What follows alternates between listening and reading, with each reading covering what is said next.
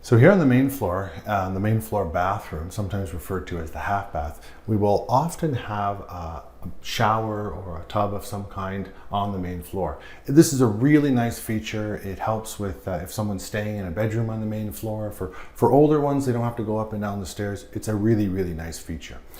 One thing that comes up with it, sometimes a challenge, is that it can go long periods of time without anyone using the shower. So all of our drains have what's known as a P-trap. It's a pipe that loops like that, and it's designed to hold water so gas from the sewer doesn't come in from the sewer system of the city. So it's not a very pleasant gas, and that's designed to kind of keep it from coming into the home, which is great.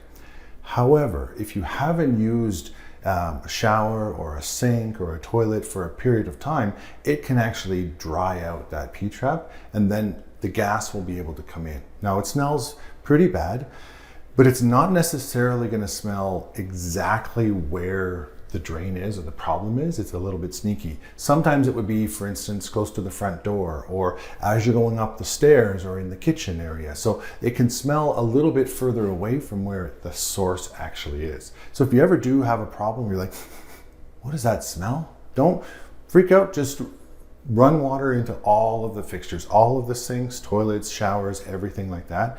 Wait a little bit, likely the smell will go away.